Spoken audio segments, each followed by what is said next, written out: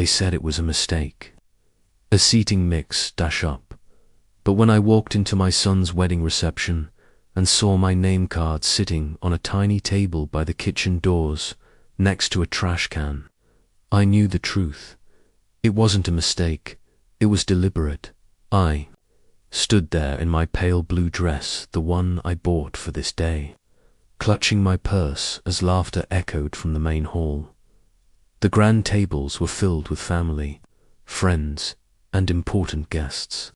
Crystal glasses, gold centerpieces, and champagne flowing like water. And me, I was shoved in the corner, alone with a trash bin and a faint smell of bleach for company.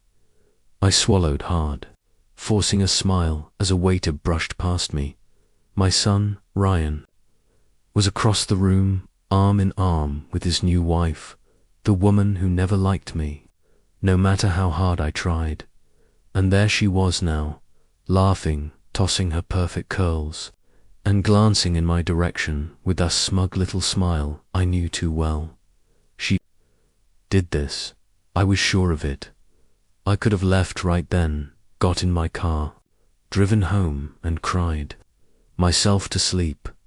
But something inside me snapped, because if they thought they could humiliate me on the happiest day of my son's life, they were about to learn who they were dealing with. Before we continue, please write in the comments which country you're watching this video from. Enjoy the story. I sat down at that miserable table, smoothed my dress, and smiled, because what they didn't know was that I had planned for this day too, and by the time the night was over, this wedding would be remembered forever. The music thumped through the hall as the happy couple danced under the shimmering lights. Everyone clapped, everyone smiled, except me. I sat at my little trash table, my nails digging into my palm as I watched my own son spin his bride like she was royalty, and then it hit me. This wasn't just humiliation. This was erasure. They didn't want me here. They wanted me invisible. But not for long. I reached into my purse and wrapped my fingers around the small velvet box inside. Not the gift I'd given them during the ceremony, the check they would. Never cash, no. This gift was different. The real gift. The one that would destroy everything they thought. They knew about this marriage. I slid the box out and opened it just enough to see the flash drive gleaming inside. It wasn't jewelry, it was proof of what I had suspected for months. And finally confirmed, proof that the perfect bride had a very dirty little secret. I smiled as I snapped the box shut, because if she thought seating me next to a trash can was funny, wait until she saw what I was about to do. I stood, smoothed my dress, and walked toward the main table, my heels clicking like a drumbeat against the polished floor. No one noticed me at first, too busy laughing, drinking, celebrating. But then the bride's mother spotted me and frowned. She said with a forced smile, "Everything okay, Catherine? Need some water, or a different seat?" I tilted my head, my smile sharp. "No," I said softly. "I think I'm fine right here." I walked right past her and straight to the wedding DJ booth. "Excuse me," I whispered to the DJ, flashing him a $100 bill. "Play this when I say so." I handed him a USB stick. He hesitated. "What is it?" I smiled sweetly. "Just a little surprise for the bride." By the time I walked away, the tension in my chest had melted into something else. Power, because in a few minutes, everything would change. I slipped back to my lonely little table and sat, folding my hands as the speeches began. The best man made. Jokes about the groom's college days, the maid of honor, cried about how much the bride meant to her, and then the DJ's voice rang out over the speakers. "Ladies and gentlemen, the bride has a message for all of you." Every head turned toward the big screen at the front of the hall. The lights dimmed, and the video started to play at first. It looked like a romantic montage photos of the happy couple set to soft music. The bride smiled, thinking this was some kind of surprise tribute. But then the music stopped, the screen went black dot, and a new video began. A grainy hotel room clipped up the bride, with a man who was most definitely not my son. Gasps ripped through the hall as the bride froze, her face draining of color. Her father stood up, shouting. The groom, my son, stared in horror as the truth unraveled in front of 200 guests, and me. I just sat there at my trash table, sipping my champagne like it was the sweetest drink I'd ever had. Because this wasn't just revenge, this was justice. But it wasn't over yet, because what I did next made the entire room scream. The room erupted like a volcano. Guests screamed. Some covered their mouths. Others grabbed their phones, already recording what would soon go viral. The groom, my son, stumbled backward, his face as pale as the tablecloths. Eyes locked on the screen where his bride was caught red-handed. The bride's father lunged for the DJ booth, shouting, "Turn it off. Turn it off." Too late, because the damage was done. The whispers spread like wildfire. She cheated. Who's the guy? Is this for real? And me? I just sat there, sipping my champagne, letting the chaos wash over me. But they didn't. No, something important. The video was only the beginning, as the bride burst into tears and ran toward the exit. I rose slowly from my seat and walked to the center of the room. The crowd parted like waves, eyes following me. I reached for the mic on the DJ's stand and tapped it lightly. The feedback screeched through the speakers, pulling every pair of eyes toward me. "Hi, everyone," I said sweetly, my voice steady despite the storm raging inside me. "I'm Catherine, mother of the groom." Gasps rippled through the crowd, and then I dropped the real bomb. I began, glancing at my son. I always wanted this day to be special, a day full of love, trust, and family. I paused, letting the silence settle. But when you find out your new daughter-in-law was lying to everyone, it kind of ruins the mood, doesn't it? The bride's mother shrieked from across the room, "You bitter old witch, you ruined this wedding." I smiled at her, sharp and cold. "Oh, honey," I said softly, "I'm just getting started." I reached into my purse again and pulled out a small white envelope. "This," I said, holding it up for everyone to see, "is the marriage license." Everyone froze. The groom stared at me, confusion clouding his face. "Mum, what are you doing?" I looked him dead in the eye. "I'm saving you." And then I tore the license in half. Gasps filled the room. The bride let out a strangled cry, but I wasn't finished, because tucked inside that envelope was something else, a letter from my lawyer, stating that the house Ryan bought for the bride, the one she bragged about to everyone, was in my name, not hers. Not his, mine. And I had just signed the paperwork to sell it, you see. I continued, my voice cutting through the stunned silence. "You thought you could humiliate me by putting me next to the trash can, but the real trash." I looked at the bride, tears streaking her makeup like black rivers. "Is you." The hall exploded again. People were shouting. Phones were flashing.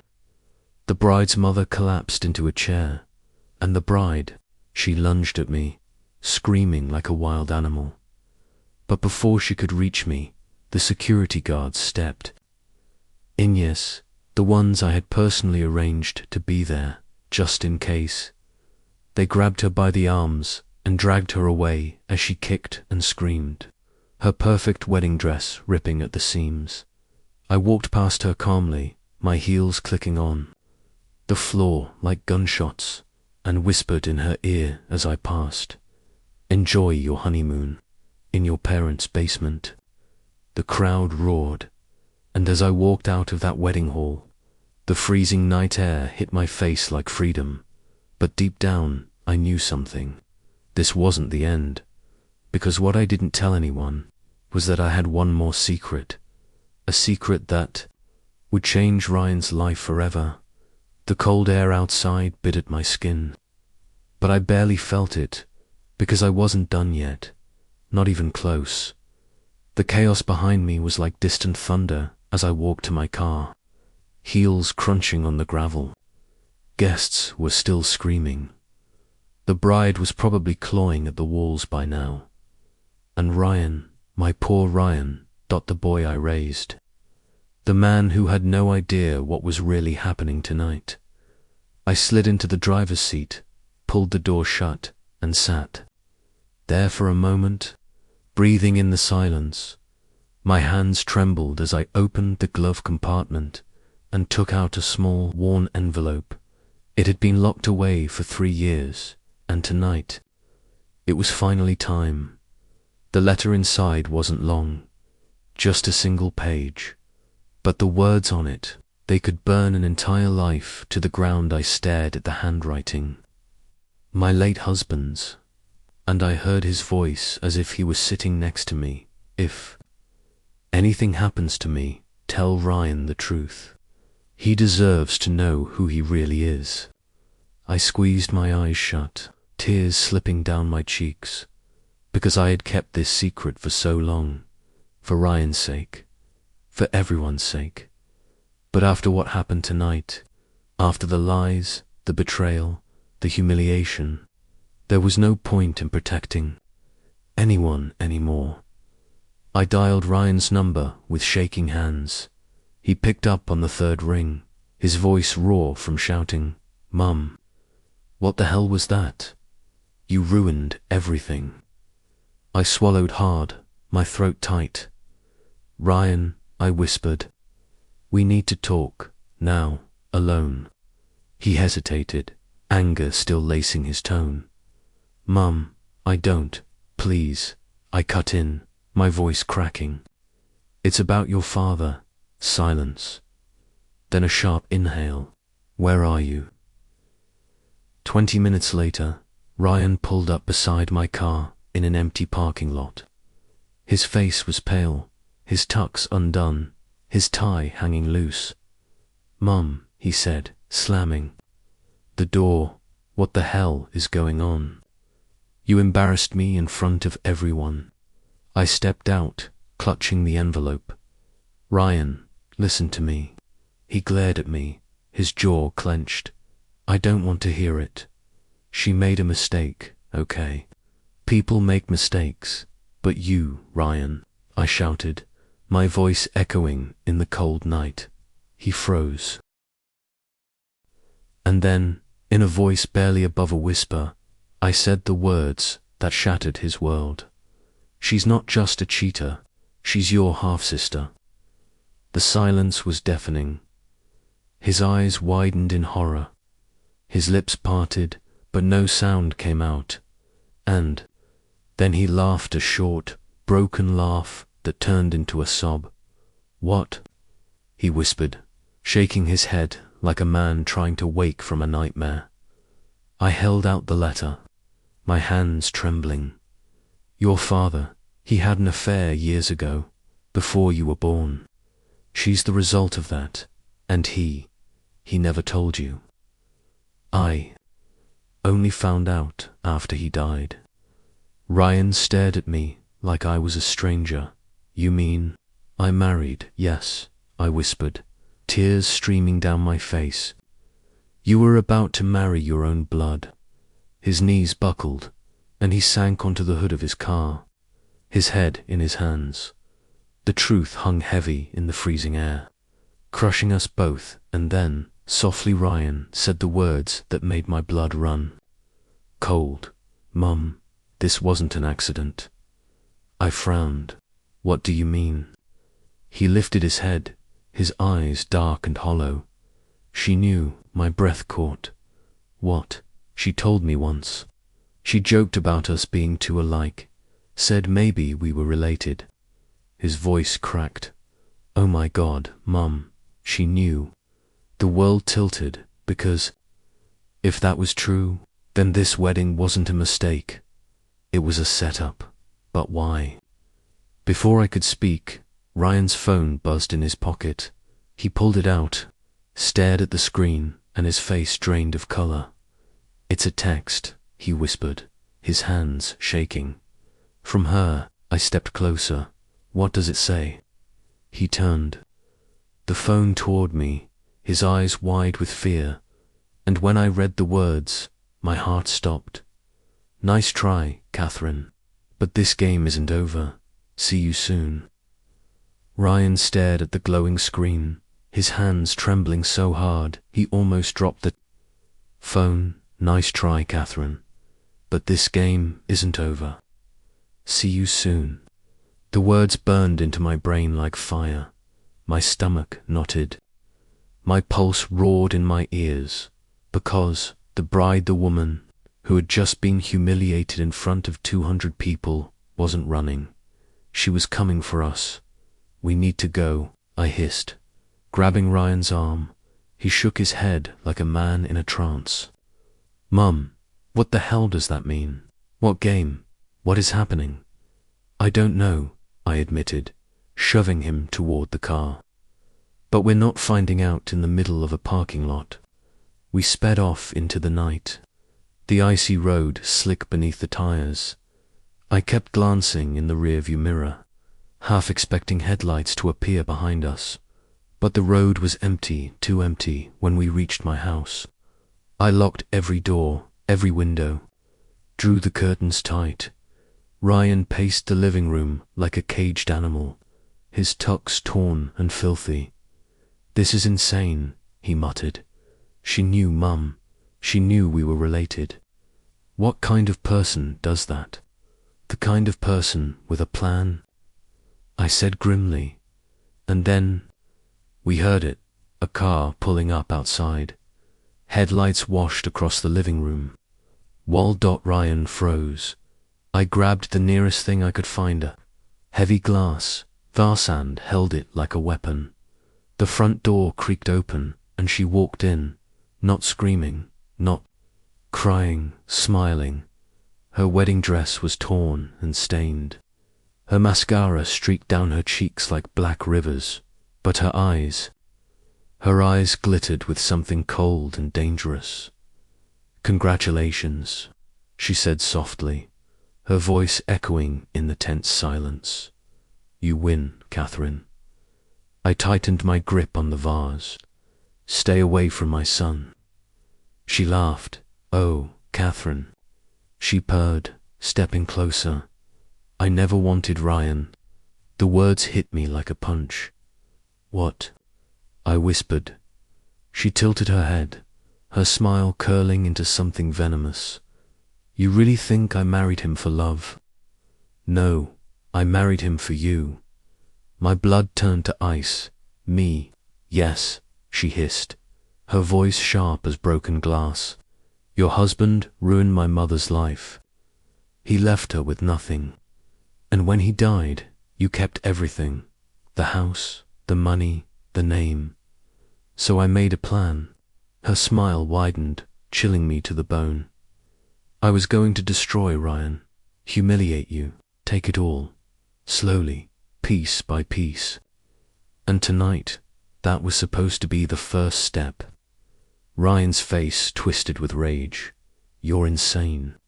She ignored him, her eyes locked on me like a predator. But you ruined it. You humiliated me first. So now, her hand slipped behind her back, and when it came forward, my heart stopped. A gun, now, she whispered, lifting the barrel. I take everything the fast way. Time froze. The air crackled with tension. Ryan lunged forward, shouting, N.O. The gun went off bank, shattering the silence. Glass exploded. A lamp toppled, and when the smoke cleared, she was on the floor, bleeding. Ryan stood over her, the gun in his hand, his chest heaving. I stared, my ears ringing.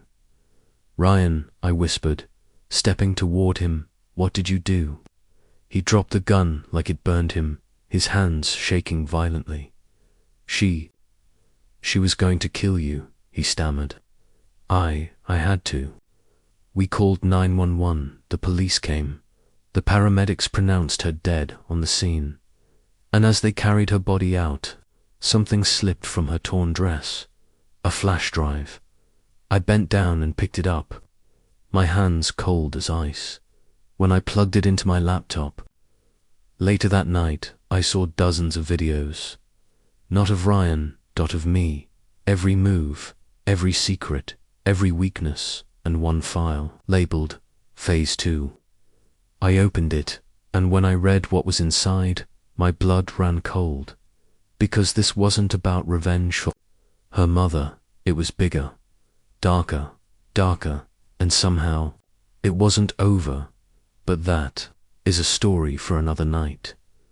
Before you go, tell me in the comments, what would you have done if you were in Catherine's place?